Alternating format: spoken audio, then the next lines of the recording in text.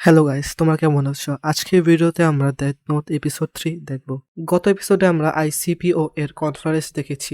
Light যে counter এলাকাতে থাকে তা এলকে বের করতে দেখেছি এবং তাদের মধ্যে একটি লড়াই শুরু হতেও দেখেছি। তো চলুন এপিসোড 3 স্টার্ট করি। এপিসোডের শুরুতে ইনভেস্টিগেশন এর দৃশ্য দেখানো হয়। এখন পর্যন্ত টেলিফোন কল ইত্যাদি থেকে 3029টি মার্ডারের রেসপন্স এসেছে। বেশিরভাগ কল ছিল পাবলিক থেকে এবং কিছু কল প্র্যাঙ্ক কল ছিল। 11 জন বলে তারা হয় কিলারকে জানে ও নয় কিলারকে দেখেছে। প্রত্যেক অ্যাকাউন্টকে পর্যবেক্ষণ করা হয়েছে, কোনো অজানা তথ্য বেরিয়ে আসেনি। 21 জন এর দাবি তারাই কিলার, তাদের ডেটা ফাইল করা হয়েছে। হার্ট অ্যাটাকে যাদের মৃত্যু হয়েছে তাদের সবার তথ্য জাপানে অ্যাভেলেবেল ছিল, আর এই খুনগুলো জাপানের সাপ্তাহিক ছুটির দিনে 4টা থেকে 2টা এর মাঝে হয়েছে, আর 68% রাত 8টা থেকে 12টা এর মাঝে হয়েছে। এবং ছুটির দিনগুলোতে মৃত্যুর সময়ে অনেক ভেরিয়েন্ট রয়েছে। এগুলো শুনে বলে মৃত্যুর এসব টাইমিং থেকে বলা যায় যে কিরা হয়তো স্টুডেন্ট, সে শুধু অপরাধীদের মারে, সে হয়তো ঈশ্বর হওয়ার চেষ্টা করছে, তার খারাপ ভুল এর কোনো আইডিয়া নেই। এগুলো সবই সম্ভাবনা, আর আপনারা এই সম্ভাবনাকে কোনোভাবেই ছোট করে দেখবেন না।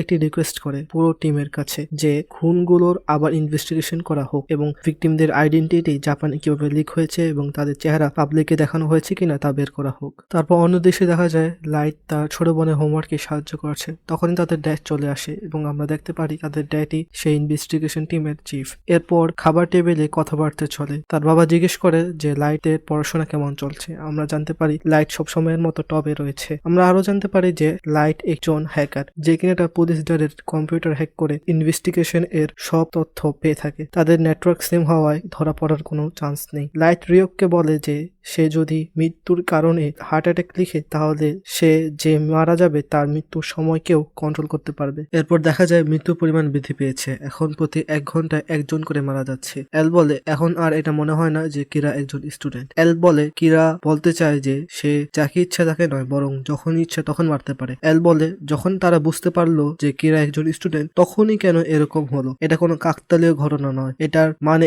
এটা কি যে কিরা এর কাছে পুলিশের সকল তথ্য রয়েছে, এটা তাদের জন্য একটি ডাইরেক্ট চ্যালেঞ্জ।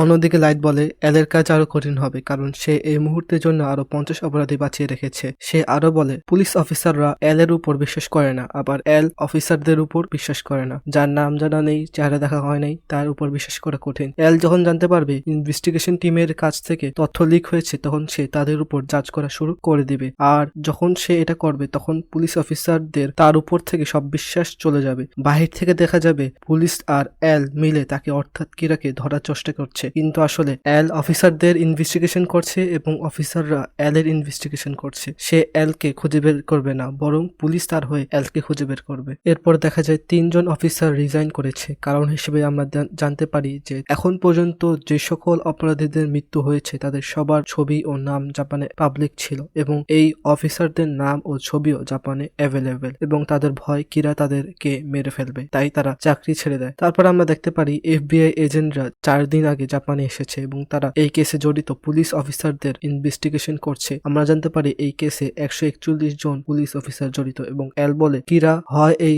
141 জনের মধ্যে একজন, না হয় তাদের কাছের কেউ। অন্যদিকে রিউক লাইটকে বলে কেউ লাইটের পিছু করছে, আর আমরা জানি এটা আর কেউ না, FBI এজেন্ট, যারা কিনা সকল পুলিশ অফিসারদের যারা এই কেসের সাথে জড়িত তাদের ইনভেস্টিগেশন করছে। এরপর অন্য দেশে রিউক লাইটকে একটি সিক্রেট বলে, তা হলো শিনিগামি ডেথ নোট মানুষের নাম লেখে এই জন্য যে এতে শিনিগামি ওই ব্যক্তির বাকি জীবন পেয়ে থাকে। অর্থাৎ কোনো মানুষ যদি 80 বছর বাঁচে এবং শিনিগামি যদি লেখে সে 50-এ মারা যাবে, তাহলে বাকি 30 বছর শিনিগামির জীবনে অ্যাড হয়ে যাবে। কিন্তু লাইটের ক্ষেত্রে হবে না, কারণ সে একজন মানুষ।